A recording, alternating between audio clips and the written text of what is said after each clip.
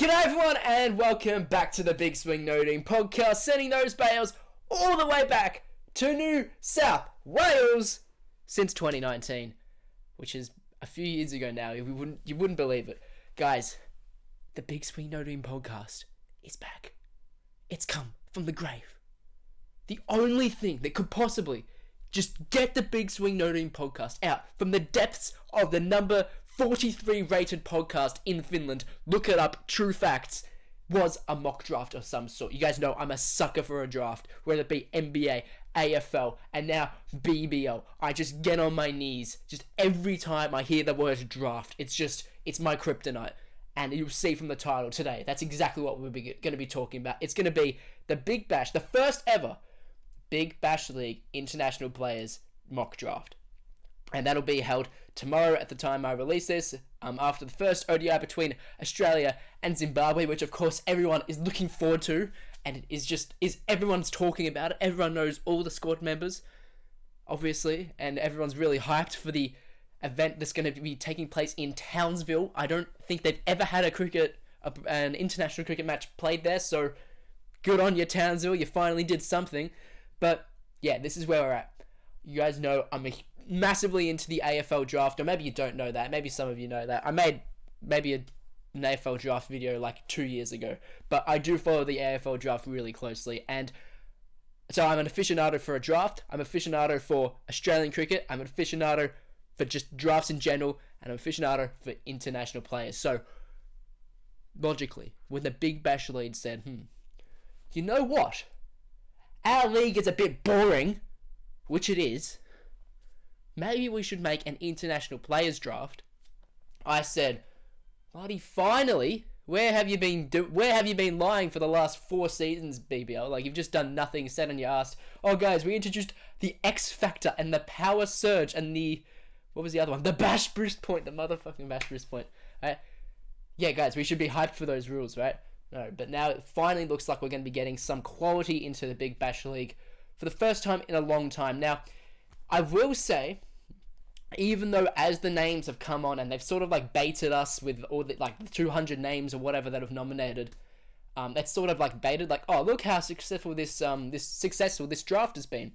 But the reality is, the players aren't really like top mega quality. There's some really good players and there's some really fun players which I like, but the unfortunate reality is that Big Bash teams are really damn dumb, and they're also really damn boring. So they're unlikely to pick any good players or any interesting players. Like, I would love to see, say, Jaden Seals get picked up by the Brisbane Heat and play every game in the BBL. One, because I think he would dominate, and number two, because he is so fun. Like, he would draw a crowd once everyone actually sees who he is. Oh, maybe not. Maybe I'm just a nerd, right? Because I saw him in the Under-19 Cricket World Cup. And, just fell in love with him. And he's been unbelievable ever since then. But unfortunately, that's probably not going to happen. He's probably not going to get drafted. You'll see later on in my mock draft, I tried so hard to fit like any cool player in the later rounds. But you can only pick 3 players in this draft, which I don't really get. I don't get the advantages that a team would have if by not, or why you wouldn't want them to pick more. I guess let's save money. Let's not force them to pick more than they don't have to, which is fair. So that's why you've got minimum 2, maximum 3, but a 4-round pick. I know, it's weird, man. The draft order also, so it starts Renegades, Stars, I don't remember the rest. Renegades, Stars, and then it's the same order for the second round. But then round 3, it gets reversed, and then it's Hurricanes, Thunder. But then for round 4, it gets reversed again, and it's Renegade, Stars. It doesn't make any sense. Like, are you trying to get parity, or are you trying... I understand trying to favour the teams who finished lower, which was the point of why you did that weighted lottery thing, which the NBA does. Obviously, that's where you get the number 1 pick and all that stuff, so it's meant to be an advantage. But then you say, okay, it's actually going to be a fixed draft for the first 2 rounds, but then randomly for the 3rd round, no, we actually want to even it out a bit. Like, what? That doesn't make any sense, dude. I mean, it probably does, actually. I just haven't really thought about it. But it looks really weird when they just flip the draft for 1 round out of 4. And in that round, probably a lot of teams aren't even going to be picking. So it's pretty much meaningless. But I think I sort of understand where the player categories are going to be at. Maybe they've released a list of 12 platinum players. But at the time of releasing this, which is 2 days before the draft, they haven't told us categories for any of the other players. So I'm just going to sort of guess and say, alright, if you're picking here, then that's going to be in the gold category, but if you pass and go later, then you're in the silver category, and you'll pay less for that player. So that's just what I'm going to go off. The categories will change by draft night, and it definitely won't go exactly like I'm going to talk about today. But without further ado, let's get stuck right into it. So the number 1 pick in the BBL draft. Now, as I said before, there are 12 platinum players. Out of these, there are 3 elite players. You got Trent Boult, Rashid Khan, and Liam Livingston. It might seem a little bit weird to put Liam Livingston into that, but after his last 2 years, like he is an elite T20 cricketer. There's no two ways about it, and I think he's probably the most interesting buy of this whole draft. Now, if I have the number 1 pick and I'm the Melbourne Renegades, you might think, we should go for a need, or we should go for something we don't really have so that we can fill that block. The Renegades don't have anything, so just get the best player. In this instance, if I have the first pick, every time I am picking Trent Boult without thinking twice about it. However, this is the Melbourne Renegades, and they are not very smart. They had their leading wicket taker 2 years ago, Peter Hatsoglu, came in on a replacement contract deal, I think he was 21 years old at the time, came 8th in the league for highest wicket takers, was the highest wicket taker for the team, and then they let him walk the year after because they wanted to prioritise Cameron Boyce, who was only going to play the back half of the next season, and then that season they let Cameron Boyce walk as well. I will never understand that. I'm kind of thankful because Peter ended up going to Perth, and we love Peter on this podcast because we literally started the Peter trend. But he went to Perth, won a championship, and was a perfect fit there. So I'm quite happy that they passed. They let him walk in the end. But gee, I just don't know what they do sometimes. Renegades have got a really good social media team, but that's about it. So if I'm the Renegades, I pick Trent Boult. However, they will not pick Trent Boult with the first pick. What I anticipate them eventually ending up with is Faf du Plessis, who I didn't mention in my Elite 3 cricketers before. Faf is a huge name, and he's an undoubtedly quality name. I am very glad that Big Bash was able to get onto him and announce him very early on in the list of draft nominations, because he is a very big name. He's also a T20 draw card. He's the captain of one of the biggest IPL. All the IPL teams are big. I guess I just say RCB are big because Virat plays for them and all that. But he's a captain of an IPL team, right? And he loves playing in Australia. Obviously, loves playing against Australian bowlers. Huge name in world cricket. So to have him just coming into the comp is massive. To have him in your team is going to sell tickets. And people may not notice, but Faf du Plessis, I think he played 2 games or maybe half a season in Big Bash 2, something like that. I very vaguely remember him in a Renegades kit with when they still had the old R on there. But so I think they'll bring Faf back home. He'll be there until I think January when he goes to play the South African T20 League, I think.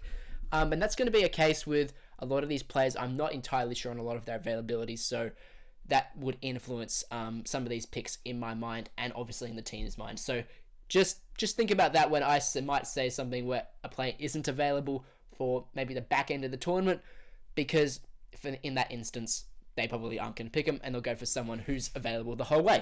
But I think the Renegades eventually end up with Faf du Plessis by picking first.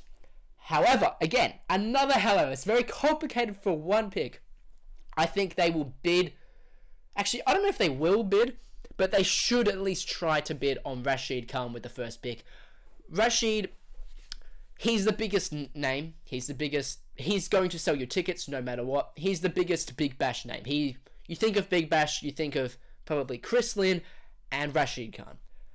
Rashid Khan, you should try everything you can to get him on your team, even if strikers are going to match the bid regardless, but you don't want to let Rashid fall to the strikers and then let them save another retention pick, because you know they're going to use that retention pick on Rashid wherever he goes. So I think you bid on Rashid with this first pick.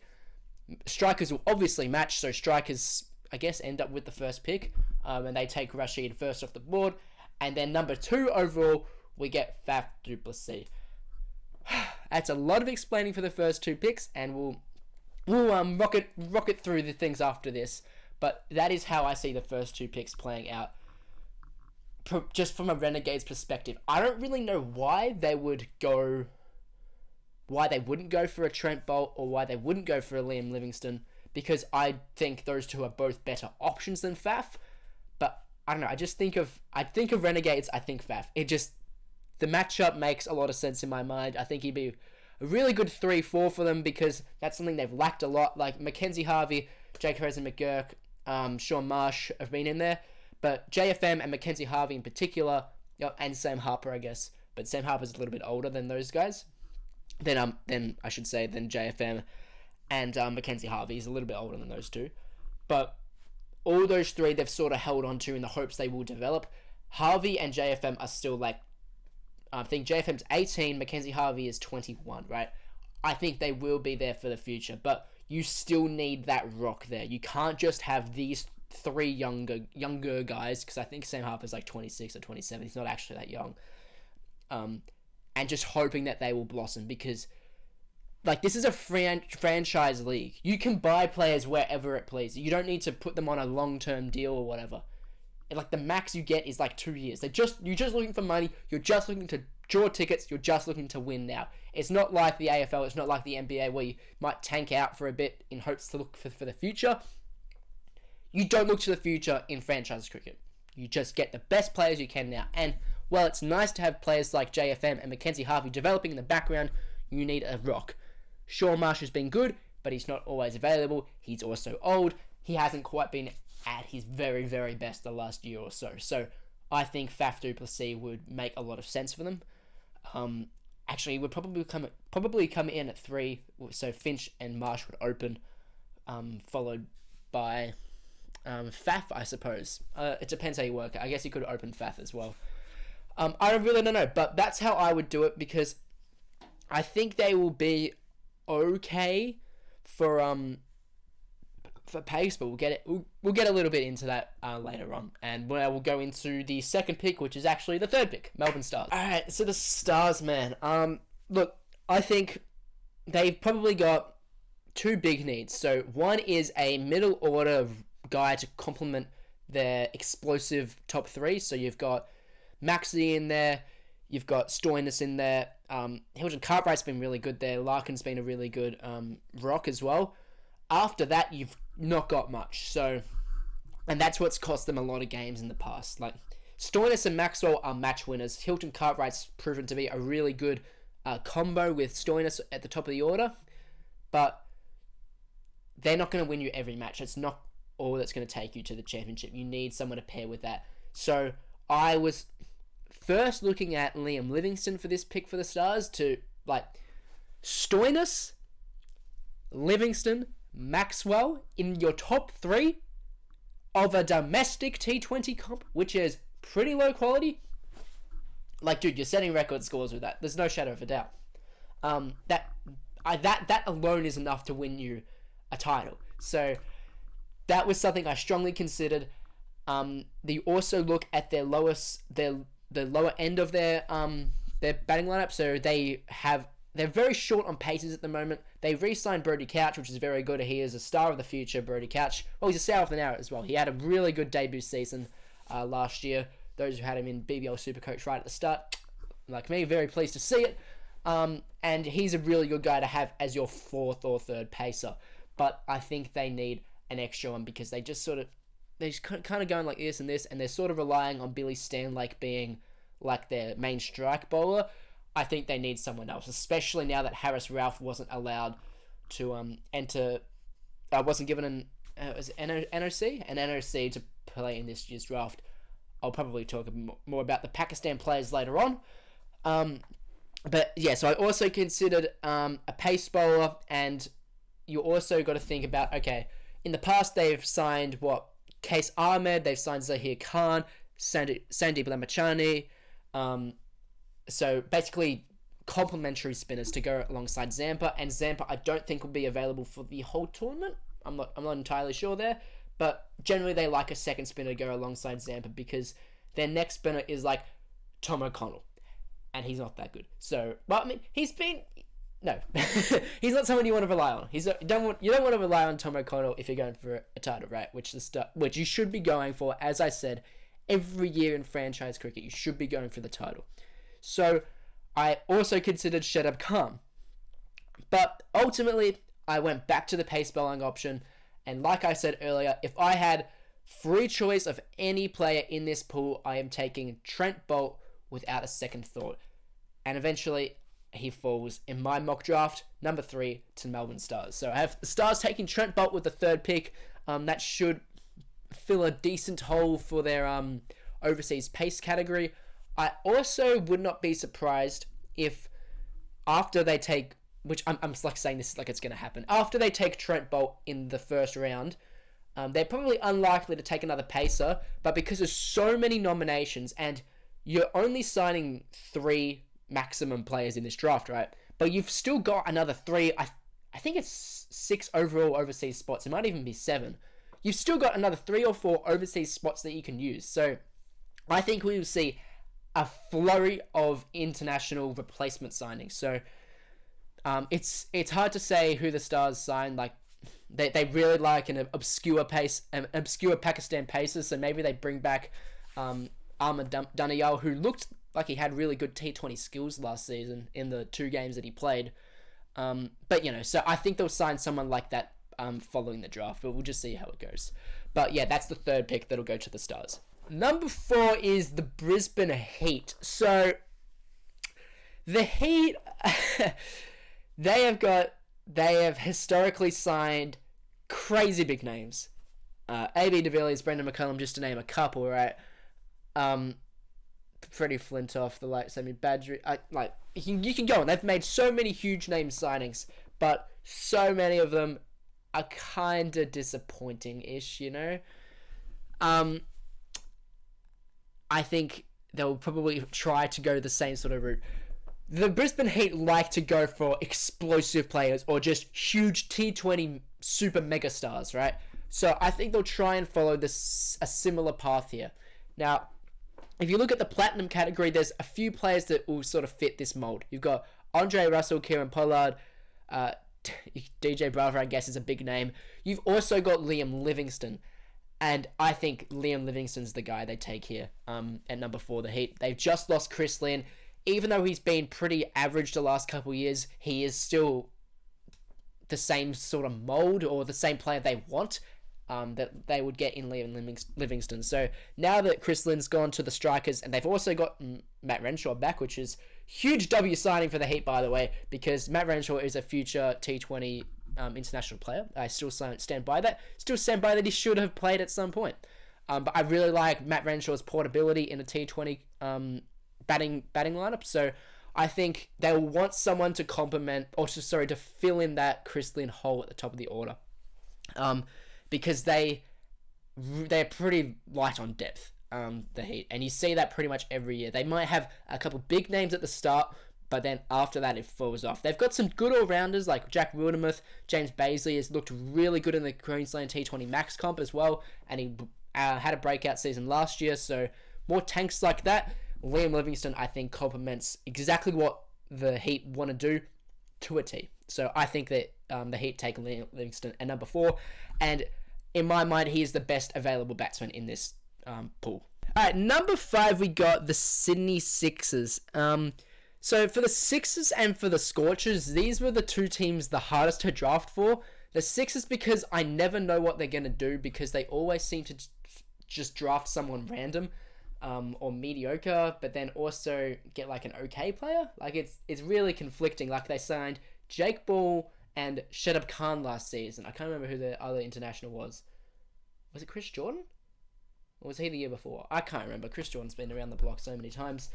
Like Shedab, that's a great player to have in your team. He was only there for like 2 games, but he's a very good player. Jake Ball couldn't even make the 11. So that was a bit of a strange one. But that's who I had initially. So I was like, okay, so the Sixers could just do anything. And the Scorchers, on the other hand, they're probably the hardest team to draft for because they're just so good. They just don't need anything. Like, I'll talk about the Scorchers eventually when we get to them, but they just have no needs. They're always in contention for the title every year. They've already got, with the players, the domestic players they've got signed at the moment, they're heads and tails above everyone else in the comp at the moment. They already don't really have any holes to be filled. WA is an insane pace breeding ground, so they don't need any overseas paces. But maybe they would like a backup in case someone gets injured. Maybe they just want a finisher. We'll talk about that in a sec.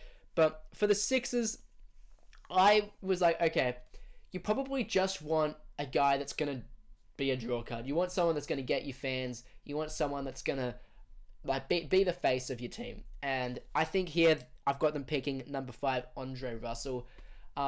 Just because, he's a bit of a floater. I feel like the Sixers don't really have that finisher. Like, they've had Moises down the order, who's worked pretty well in the last few seasons. But down the order, they've also had, like, Jordan Silk. And in previous seasons, Tom Curran has been their finisher.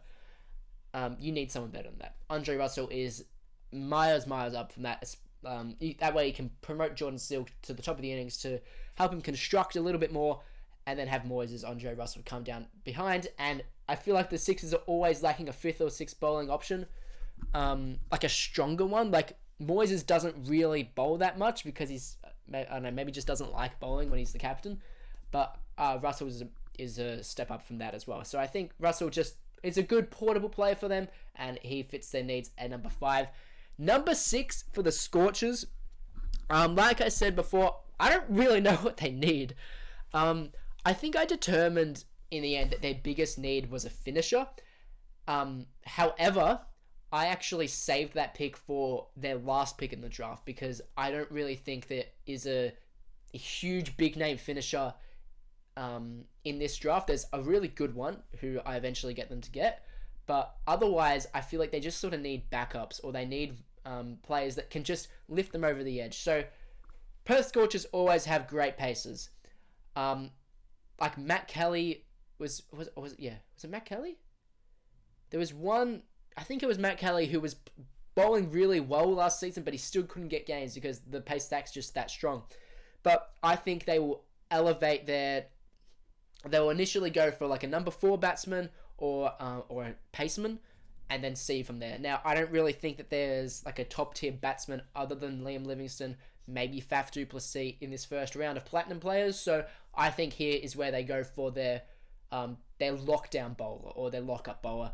And when you think lockup bowler, you think of Perth Scorchers, who are a very smart team. They like players in the loaded system. You think, Chris Jordan. Chris Jordan's right there. Easy pickings for the Scorchers. They take him at number 6.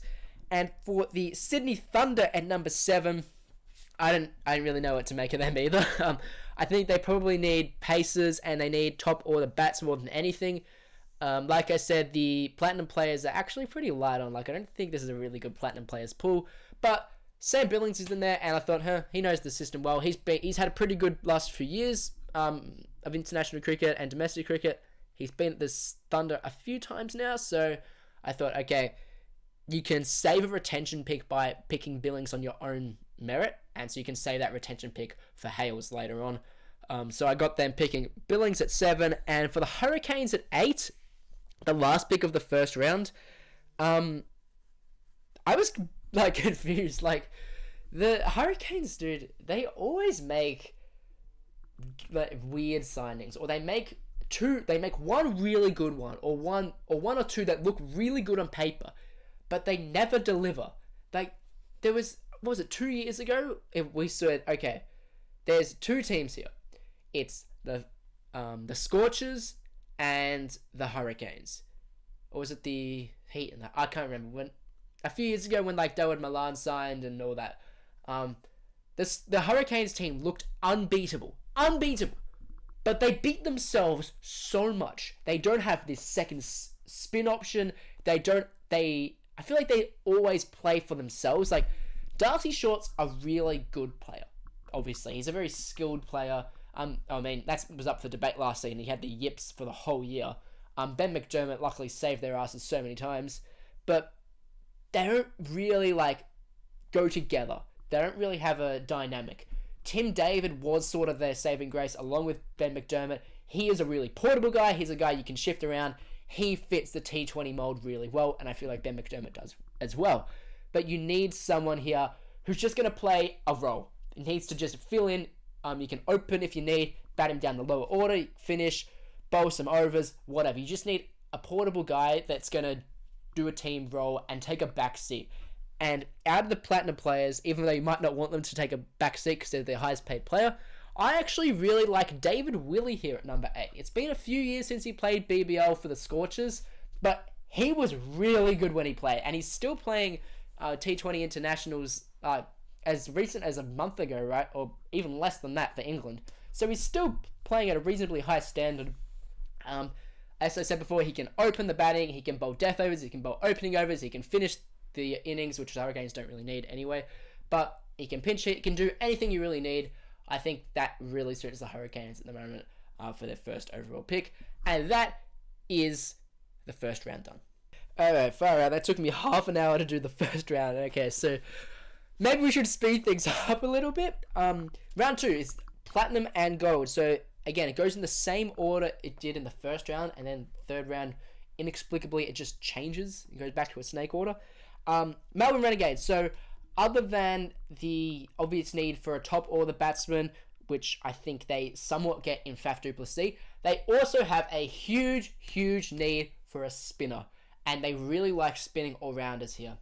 With the 9th pick, Melbourne Renegades, I think it's almost certain, provided he slips through the first round, which I think is quite likely looking at the team needs, I think it's almost certain that Shadab Khan ends up at the Renegades at number 9. Provided he goes through the first round, but I'm looking at all the teams before them. I don't really think there's a team that would pick him. Maybe the Hurricanes. Thunder definitely don't need a spinner. Scorchers definitely don't need Shadab Khan. They've already got Agar and Peter Hatzoglu. Agar's pretty much a spitting image of Shadab Khan for that role. Sydney Sixers, I guess, but I feel like there's better players available. Brisbane Heat, Liam Livingston's just better. So, going through all that, I think it's quite likely that Shadab falls. Maybe the Hurricanes take him. That's the only way I could see it. But if he goes through the first round, the Renegades would be silly to pass up on Shadab. He is really good. Everyone knows it, and it's why he's got platinum status, and he should go pretty high in, and I've got him going in the first 10 of this whole draft. So, Shadab Khan, I think he's a really solid signing for whoever gets him. He's just going to do his thing.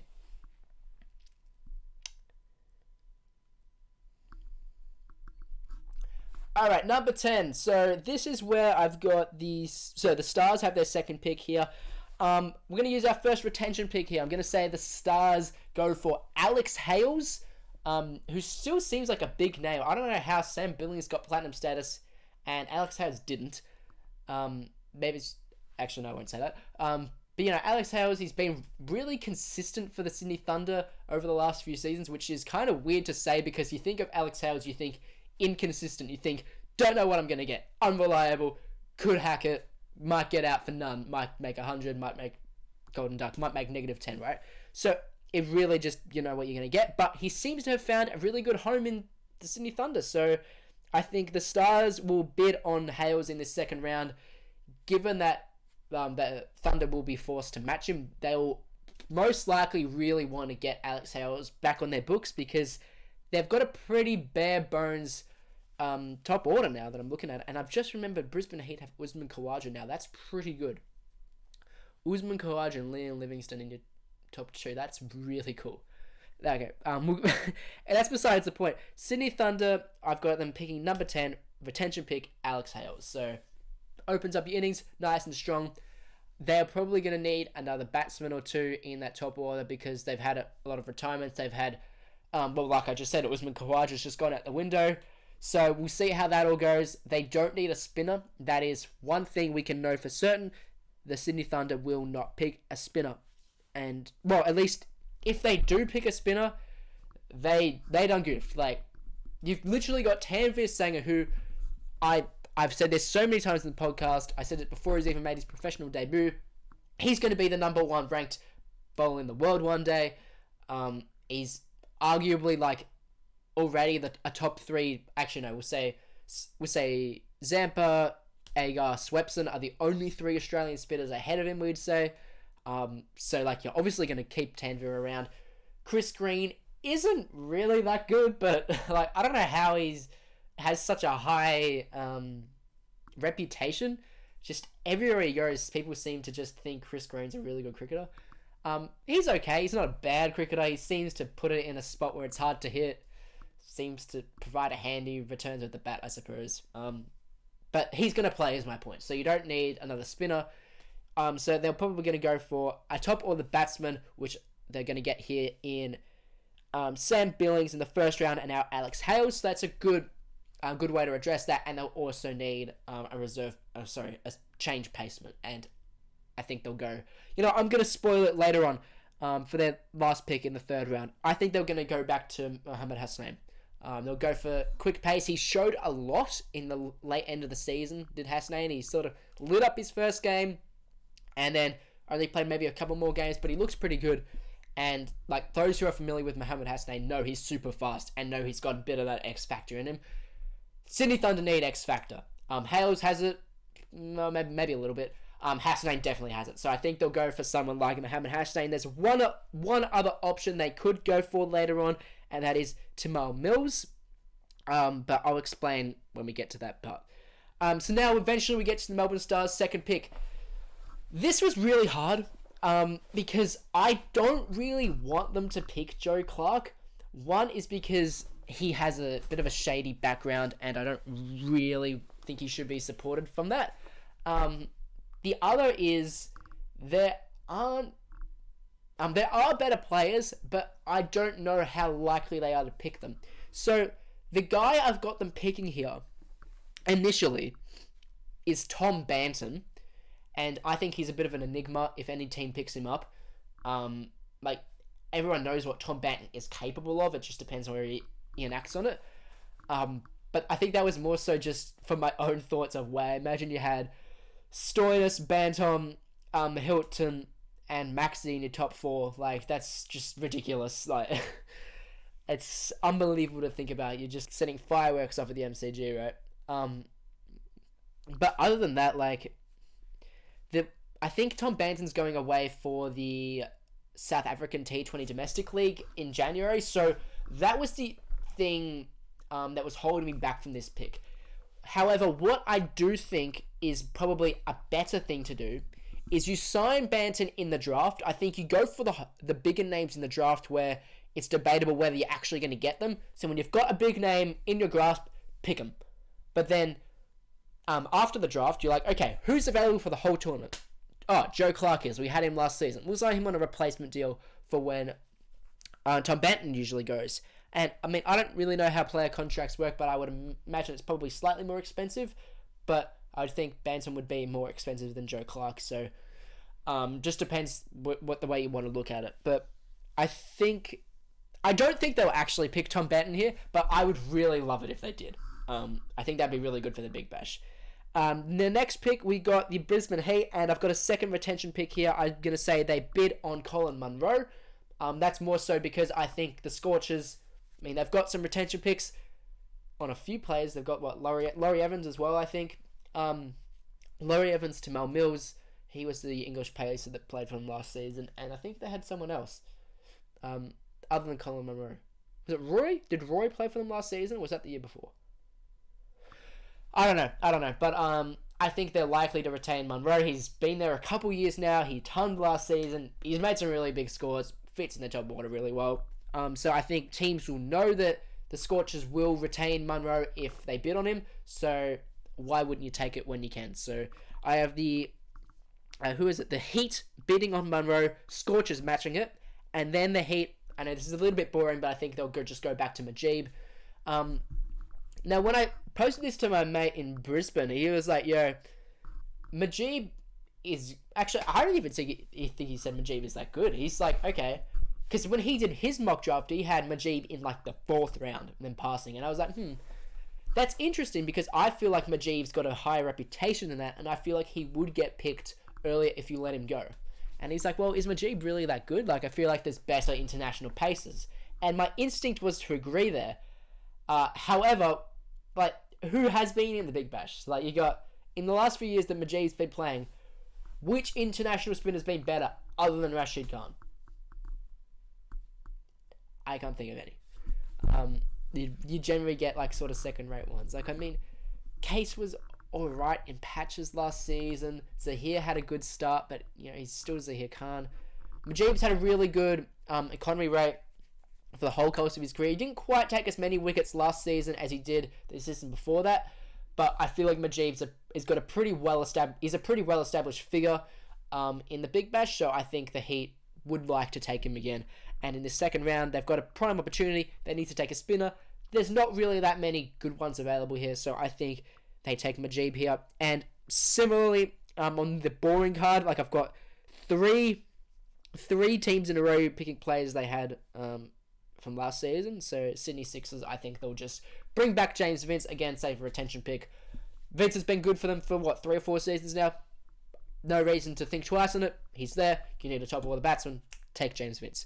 Last pick, second to last pick of the second round. I have the Strikers taking Kieran Pollard, who is the second last platinum player available here. I don't really know why. To be honest, I don't really know why I've got them picking him. But I feel like Pollard will find a home somewhere, I guess. Strikers just need players. They just need players. They've got very little depth. They've got very little anything really at this point. I know they just signed Chris Lynn, but it's iffy how much you're actually getting from Chris Lynn at this point. I don't know. He had a really good blast this season. I will say that about Chris Lynn. So maybe that's a turning point for him. But yeah, I think they just need... I think an all-rounder would do the Strikers really, really good. They tried it with George Garton last season. He was okay. Like, he's fine. He's a fine player, but it's just nothing more than that. Whereas Kieran Pollard can win you games. He's probably past those days now, but he can win you games, and he is a draw card. Draw cards, I think that's what the Big Bash should target this season, is just getting players who are going to bring crowds. Unfortunately, however, probably the number one player who would do that, DJ Bravo, the last player in the Platinum category, I've got him missing out entirely. I think he's past it. He's past his good days. I don't really see the benefit he brings to any team. He's not a good batsman anymore. He should only really be used as a 4-over bowler, and that most of those overs should come at the death. He's got a lot of change-ups. He's still a pretty good T20 bowler, but he's not someone I would waste my platinum pick on. So for that reason, I've got the Hurricanes passing on the next pick, and to go into the next round, the round 3, which is the gold and silver category, where I've got them taking Ross Taylor. Ross Taylor's got to find a home. I'm really, really happy that Ross Taylor nominated for the draft because he's a cool player, man. He's a cool player. You got Ross Taylor, Jimmy Neesham, and who was the other Kiwi that nominated? Trent Bolt. Okay, I'm stupid. I literally said his name before. You got Trent Bolt, Ross Taylor, Jimmy Neesham. I think they'll all probably get picked up. I know there was like who else nominated? It was Todd Astle. He's not going to get picked up. But I think those three are all very, very quality cricketers, and I think Ross Taylor almost certainly finds a home. Will it be at the Hurricanes? I don't really know, but I think finding a rock, and like I said before, Hurricanes need portable team players. You think of team players in world cricket, you think Ross Taylor. He is the epitome of that. He can go from ball one, he can build an innings, he's aggressive, he's someone that can pair very nicely with Darcy Short, and it means you don't have to open with Caleb Jewell, which is very good. And I think that sets up a pretty alright top order for the Canes. So I would have them taking Ross Taylor in their first pick of the third round. Here it gets to the Sydney Thunder. This is where I had them taking Hasnain. The other option here was was them taking Timel Mills. Timon Mills is a better player than Mohamed Hasnain. But see, this is where the Big Bash sort of like, it's hard to talk about because Big Bash is just a vibes comp, right? Like, you're just going, yeah, maybe he'll go there. That sort of seems right. Timon Mills is an exponential. I wouldn't say exponentially. He's a better player than Mohamed Hasnain. He had a really, really good T20 World Cup last year. Or was it really, really good? I don't know. He seemed to have a few good games, and he was on the T20 scene to a very high standard the season before that. Had a pretty alright season with the Scorchers last season. It was, I mean, he can only go up with his first two stints in the Big Bash. Like 5 years ago with the Heat and the Hurricanes, he was terrible. But he was pretty good for the Scorchers last season, I would say. Probably just met expectations. Wasn't really that bad, wasn't really that good. But that's all the Scorchers needed. But I think he does have more to give. However, like I said before, Big Bash is just a vibes comp. Teams will only go what they're familiar with. They'll take little risks, or they'll just go with cool names. Hasnain's... Actually, does Mohamed Hasnain really have that big of an imprint on the comp yet? Probably not. Even though he did wow in the games he played last season, he probably still doesn't have an imprint. But really, Timon Mills doesn't really have that sort of reputation either in the Big Bash circle. So I think Thunder ultimately take the same guy they took last season. Scorchers pass in the next pick. Sixers, I've got a retention pick with Tom Curran. I think Strikers or whoever will just make him bid because Sixers still need to use their retention pick. Tom Curran to Scorchers makes sense. Like it was like I was saying before. I tossed up between like David Willey and all that, but I gave him Andre Russell in the first round and then James Vince. So I feel like that's sort of the last bit of their batting order and or bowling order needs work. So they could also go with a spinner here. I can't think of who else they have other than... So they got Stephen O'Keefe and Todd Murphy, who are both pretty okay. From memory, Todd Murphy still played a couple games last season, right? Todd Murphy still is a solid cricketer. He's got a bright future. Sock is at the other end of the spectrum. He's like 40 now. He's still okay. So maybe the Sixers do take a spinner. But I feel like if someone bid it on Curran, they would retain him. He's a very high-quality cricketer, especially when he's playing in the BBL. So I think Curran is likely to go back to the Sixers. However, I wouldn't... See, I would say I wouldn't be surprised if they picked up a spinner, but there's just not that many good ones left at this point. Like, you got Case Ahmed, Zahir Khan, Yasir Shah, Matt Parkinson... And there's also another one that I want to talk about a bit later. But other than that, like, there's really just not that many going around, that many quality ones. There's a lot of like teenage, maybe not a lot, but there's a lot of low domestic capped Afghan spinners around. So I thought, maybe Renegades will pick Izzo Haq Naveed rather. Who's like 18, I think he's a leggy, and he's played like 2 professional matches. Played at the T20 World Cup this year alongside Noor Ahmed, I'm pretty sure. Oh, Noor Ahmed's also nominated. But like out of those guys, there's not really that much value there, so I think if you're going to sign him, you pick him up in the replacement pool. Whereas someone like Tom Curran is a big name still, and I think he's worth picking in a draft. From there, I've got the Strikers passing. Gets to the Brisbane Heat. I think they will want a finisher to go alongside Baisley, to go alongside Wildermuth, and they just want a lower order player. I mean, I guess they don't really have that much in the top order either, but they also lack... Actually, no, I was going to say they lack another bowling option, but they don't. Like I just said, they've got Baisley, they've got Wildermuth. Maybe they don't need Jimmy Neesham. That was the guy I picked for them. I don't really know. I just seems like a Heat pick. Like I said, Big Bash is a vibes comp. Seems like their big sort of target player, who might win 1 or 2 games, but ultimately doesn't really live up to the hype. Jimmy Neesham can win you games. He can also lose you games.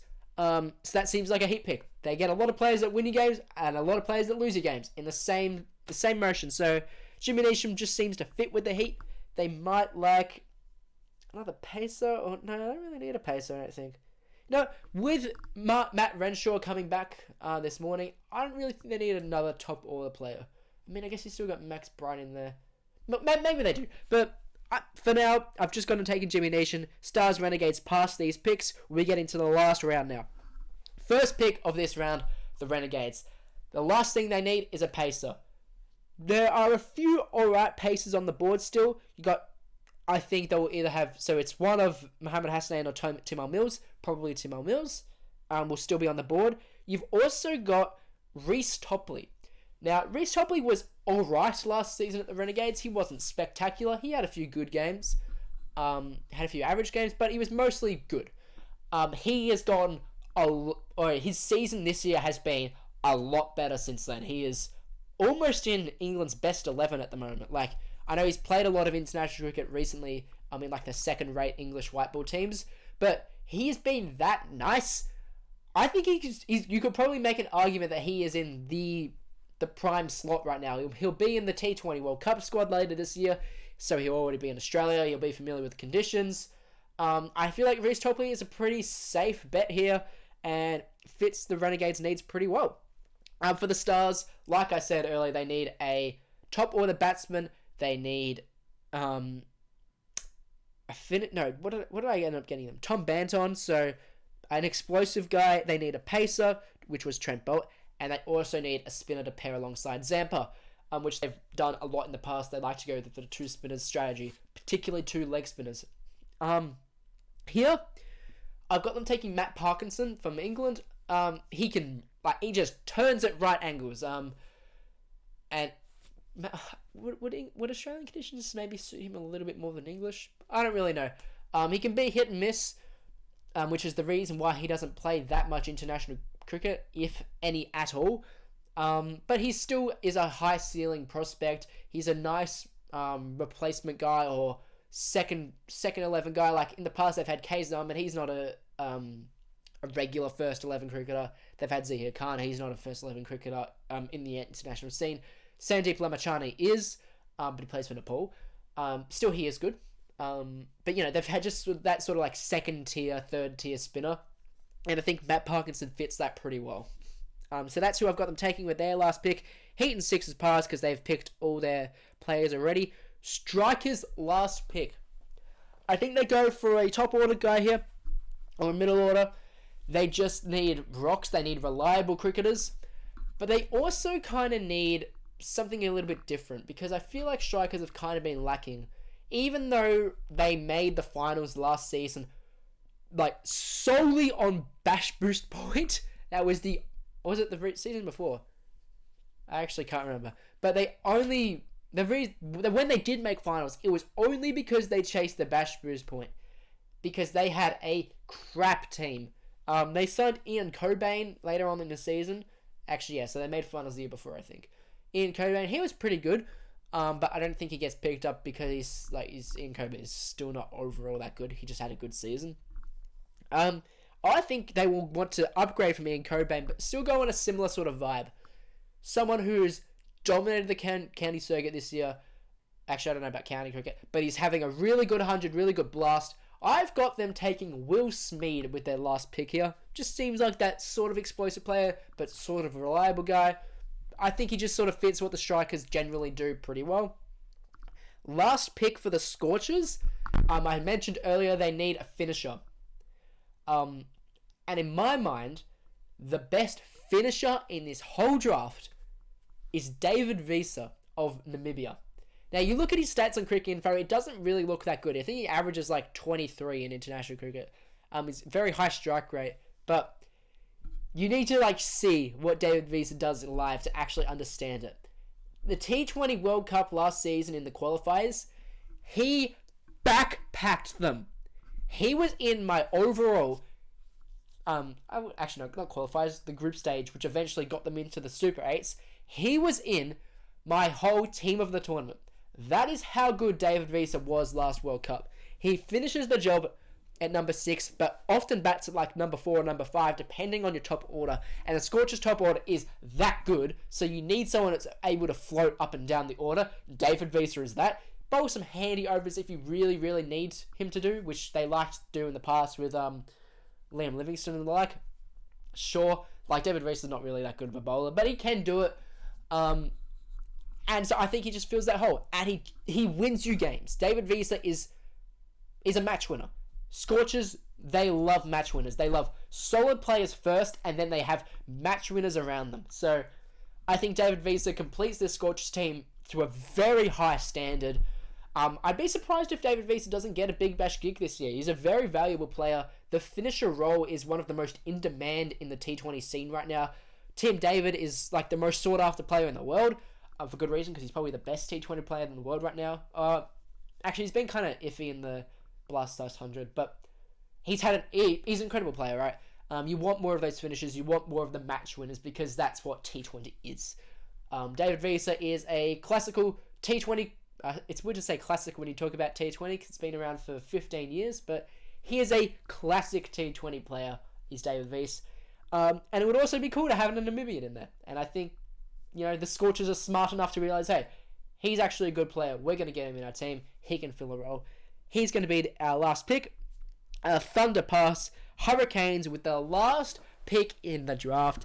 And I have saved the best pick, the most interesting pick, until last. I thought about this for a bit, and I had them initially getting another pacer. I think I had them initially getting Timel Mills, actually, like a couple of rounds ago, but I ended up saying no, they'll pass, wait for someone later on, because they need a spinner to pair alongside. I don't even say pair alongside. They need one spinner, right? Darcy Short can bowl some overs. Will Parker, I think, is going to be a good player eventually, but they need a win now. They just need a solid, reliable spinner that's going to tie down an end for their main paces to go off, set them a good base for their strike batsmen to chase. They need a reliable, economical bowler who pegs down an end, doesn't give you an inch, looks kind of weird. You see his name, you're like, oh, he's not going to be that good. But when you face him, every time he's on the spot and he ties it down. I'm talking about the one and only Mark Watt.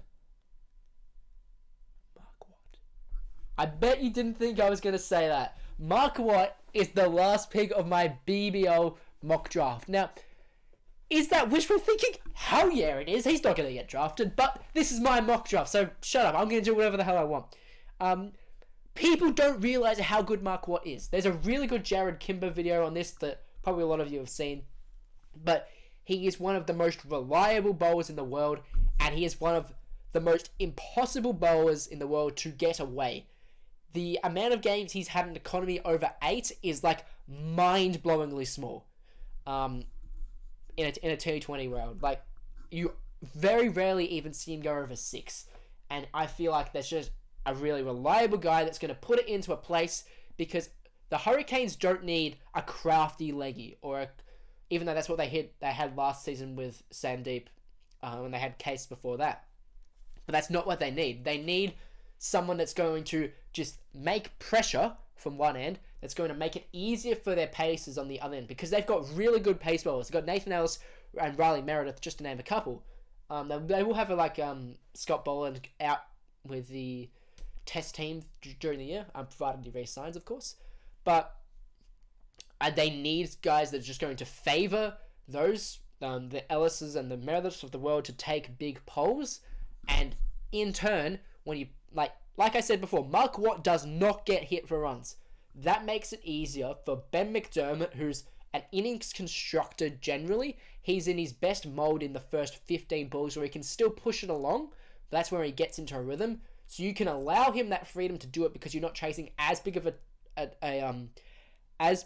a total because of the end that the spinner holds down.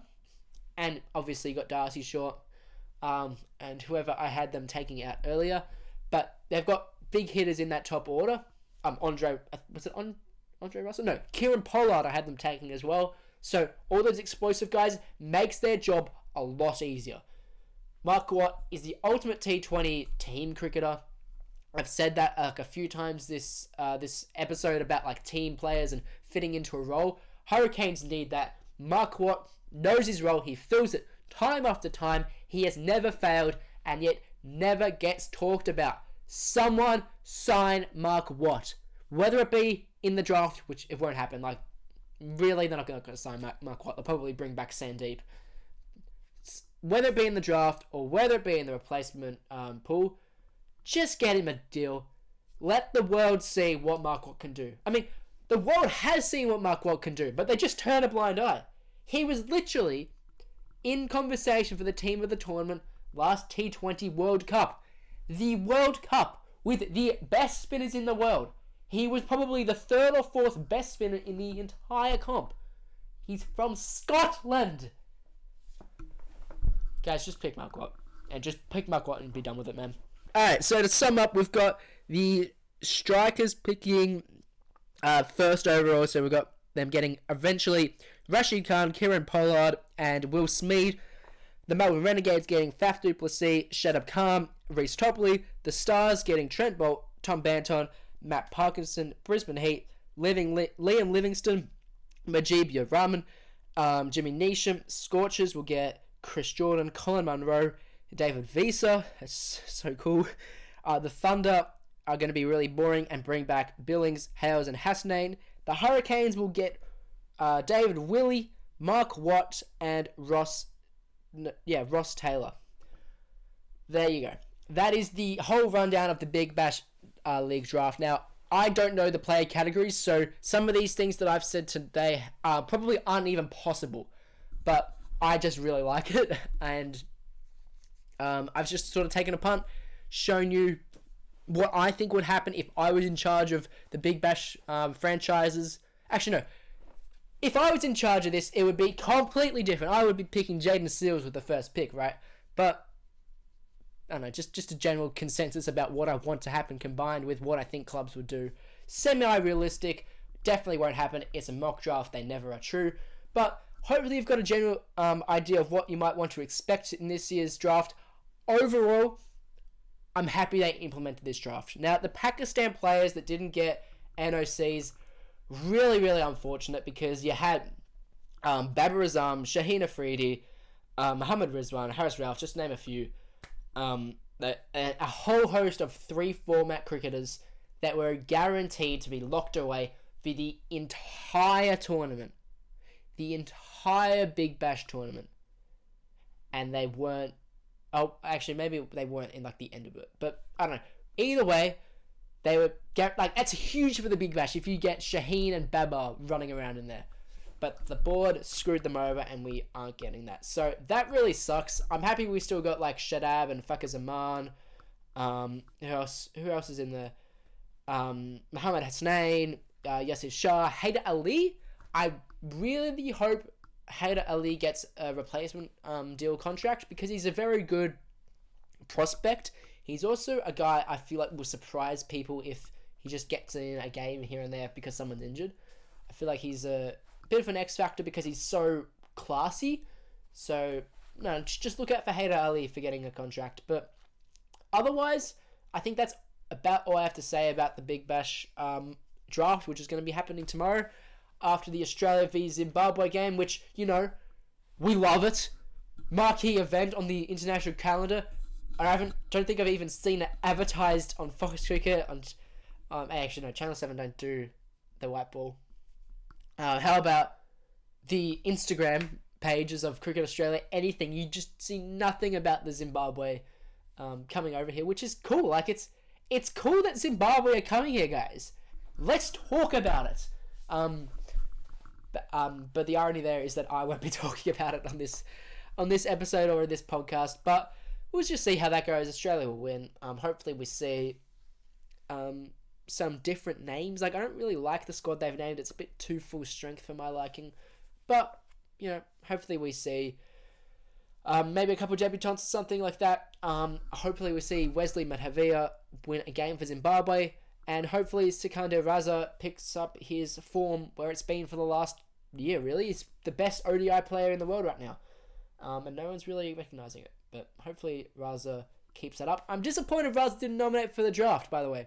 We had like a few Zimbabweans nominate. The only really relevant one was Blessing Muzurambani, right? he was the only real relevant one that has potential to get picked. Like, you had Ryan Burlin there too, who's been an international mainstay for a while. Actually, he's an international cricketer. He's played a lot. But Blessing's the only one with a half chance, I guess. But Scarlett Raza would have been interesting to see him up there. But hopefully Zimbabwe go well. I'm rooting against my home country for this event, just for the sake of cricket. I hope they go well. We'll probably do a recap of the BBL draft, and also hopefully this week we can get out an AFL finals preview. There's also an AFL draft preview on the way, close to the draft after we see all that, because you guys know I'm a draft nuff. I've been wanting to talk about the draft for so long. But yeah, welcome back to the Big Swing Noting podcast, guys. I can't promise regular posting because that's not going to happen. But hey, I would like it to. And maybe I'll just do it, spontaneously here and there. Because, the last thing you're probably expecting right now is to see this pop up in your feed. So, I don't know how exactly I'm going to announce this. But, yeah, welcome back to the potty, guys. Anyway, I think that'll just about do the mock draft. Be sure to leave any questions in the comments below. I'll do my best to reply to them. And overall, that's it. Play it through.